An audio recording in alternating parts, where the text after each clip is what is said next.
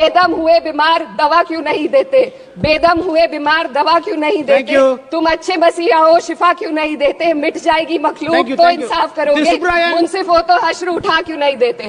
आज मैं union budget 25-26 पर अपनी बात रखने के लिए खड़ी हूँ। भारत के संविधान के आर्टिकल 38 भारत को एक वेलफेयर स्टेट के तौर पर पेश करता है और सरकार की जिम्मेदारी है कि बजट और उससे जुड़ी वेलफेयर स्कीम्स के जरिए इन आर्टिकल्स को हकीकत में लाया जाए। इसलिए यूनियन बजट सिर्फ एक आंकड़ों की किताब नहीं, बल्कि सरकार की प्राथमिकता और वेलफेयर स्टेट के संविधान से जुड़ी वफादारी का आईना है। सरकार की जिम्मेदारी है कि इकोनॉमिक पॉलिसीज, जिनमें बजट भी शामिल है, ऐसी बनाए जाए जो गैर बराबरी को कम कर सके और सबसे ज्यादा गरीब वर्ग को सहारा दे। बजट वो लाइफलाइन है जिससे शिक्षा, स्वास्थ्य, पेयजल, सोशल सिक्योरिटी, SC/ST माइनॉरिटी, गरीबों की भलाई के लिए स्कीमें चलाई जाती है। मगर ये बजट को देखकर महसूस होता है कि ये भविष्य के निर्माण से ज्यादा हेडलाइन बटोरने का एक दस्तावेज है। इससे सबसे ज्यादा प्रभावित होने वाली वही लोग पीछे छूट रहे हैं जिन्हें सरकार के सहारे की सबसे ज्यादा जरूरत थी। वो किसान जो बढ़ती लागत से परेशान हैं, वो नौजवान जो बेरोजगारी का सामना कर रहे हैं, और वो औरतें जो निजामती रुकावटों से जूझ रही हैं, और वो गरीब जो महंगाई के बोझ के तले दबे हुए हैं। This government is proudly marketing the income tax exemption of 12 lakhs. But the question is, how many Indians even earn that much to benefit from it? Only 2.2% of Indian population pays direct taxes, whereas no relief has been given in regards to indirect taxes, the burden of which falls on everyone, especially the poor and weaker section of the society. This clearly shows that this is not an inclusive budget. GST की ऊंची दरों ने आम आदमी की कमर तोड़ दी है। जरूरत इस बात की है कि खाद्य सामग्री, दवा, स्कूल की किताबें और जरूरत की चीजों पर टैक्स कम किया जाए। पेट्रोल, डीजल पर टैक्स कम करने की कोई कोशिश नहीं हुई, जिसका सीधा असर हर नागरिक पर पड़ता है। आर्टिकल 41 कहता है कि सरकार को ये कोशिश करनी चाहिए कि वो अपनी इकोनॉमिक हालात और रिसोर्सेज के हिसाब से लोगों को रोजगार दे। इस बजट ने बेरोजगारी दूर करने की दिशा में कोई ठोस उपाय नहीं दिया है। नई नौकरियों की बात तो छोड़िए, जो पहले से थी वो भी खत्म होती जा रही हैं। स्किल डेवलपमेंट प्रोग्राम के नाम पर करोड़ों खर्च किए जा रहे हैं, मगर सवाल ये है कि ट्रेनिंग लेने के बाद कितने नौजवानों को असल में नौकरी मिल रही है। सरकार के पास इसका भी कोई आंकड़ा नहीं है। सरकारी विभागों में लाखों पद खाली हैं, मगर भर्ती का कोई प्लान नहीं है। आर्टिकल 45, जिसके द्वारा सरकार की जिम्मेदारी है कि हर बच्चे को 6 साल की उम्र तक फ्री और जरूरी तालीम मिले ताकि उनका बुनियादी तालीमी डेवलपमेंट सही से हो सके, जिसको संसद ने शिक्षा का अधिकार अधिनियम बनाकर और भी मजबूती दी थी, परंतु इसकी जमीनी हालत क्या है वो किसी से छुपी नहीं है। नगरीय क्षेत्रों में सरकारी स्कूलों में शिक्षक न होने की वजह से स्कूल बंद हो रहे हैं तथा दूरस्थ ग्रामीण क्षेत्र के स्कूलों में टीचर ही नहीं पहुंच पा रहे हैं। सरकार कह रही है कि डिजिटल इंडिया और AI से तालीम का इंतजाम होगा, मगर जरा जमीन पर देखिए, उत्तर प्रदेश में सिर्फ 22% सरकारी स्कूलों में कंप्यूटर है। मेरे संसदीय क्षेत्र कैराना में कई सरकारी स्कूल शिक्षक न होने की वजह से बंद हैं और मदरसा एजुकेशन के बजट में 57% की कटौती कर दी गई है। क्या यही सबका साथ सबका विकास है? इसी तर्ज पर अस्पताल हैं जहां पर डॉक्टर नहीं है। आर्टिकल 47 अच्छी सेहत और जिंदगी के स्टैंडर्ड को बेहतर बनाने की आवश्यकता पर जोर देता है। राज्य की जिम्मेदारी है कि लोगों की सेहत और उनके वेलबींग को बेहतर करने के लिए जरूरी कदम उठाए, लेकिन हकीकत यह है कि इस बजट का सिर्फ 2% ही आम जनता तक पहुंच पाता है। शामली जिले में 84 डॉक्टर की पोस्ट स्वीकृत है, मगर सिर्फ 29 डॉक्टर काम कर रहे हैं और गायनोकोलॉजिस्ट मात्र 1 है। दवाइयों की कीमतें बढ़ती जा रही हैं, मगर गरीबों के लिए कोई राहत नहीं है।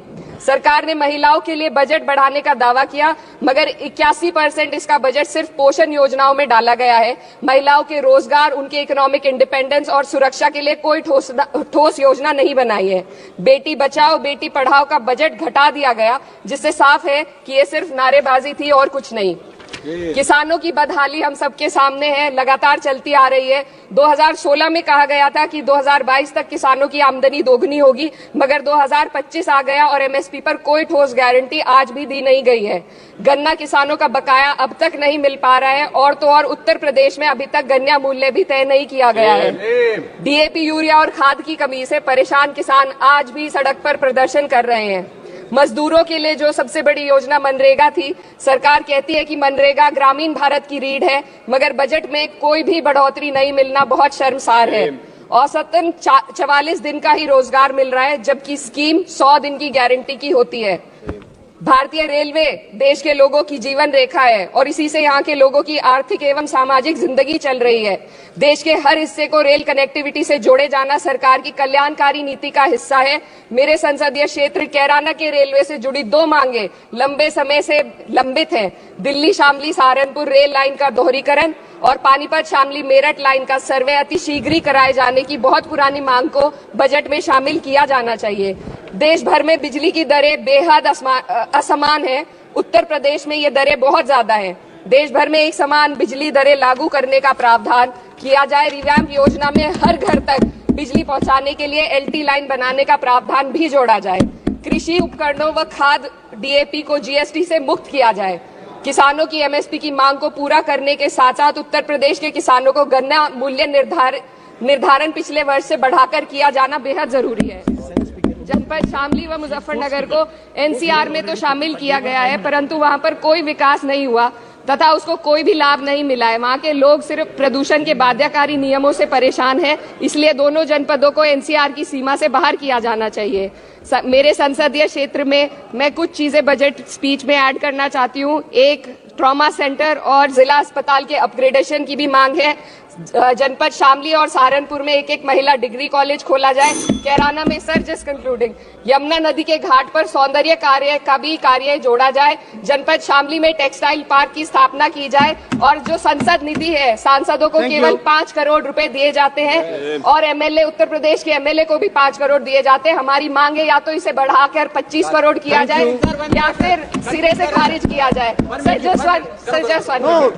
The union budget was an opportunity to address the pressing sir just 1 minute please 2 more speakers are in your party sir just concluding pressing concern of India's citizen, rising unemployment, soaring inflation, crumbling public services and deepening rural distress. Yet instead of offering real solution, the government has focused on optics and half measures. While tax relief for the middle class is welcome, it does nothing for the millions who earn too little to benefit from it. Education remains underfunded, rural employment stagnates and farmers continue to struggle without meaningful support. The delays in conducting the census and caste census further exposes the government's disregard for data-driven policy making and social justice. India needs a budget that prioritizes its people, not just its economic headlines. A budget that invests in human capital, strengthens social security and ensures dignity and stability for all. But what we have instead is another missed opportunity, one that fails the poor, the youth, the farmers and the women of this country. Budget प्रस्ताव पर अपने विरोध को मैं 2 पंक्तियों में आपके सामने रखना चाहूंगी।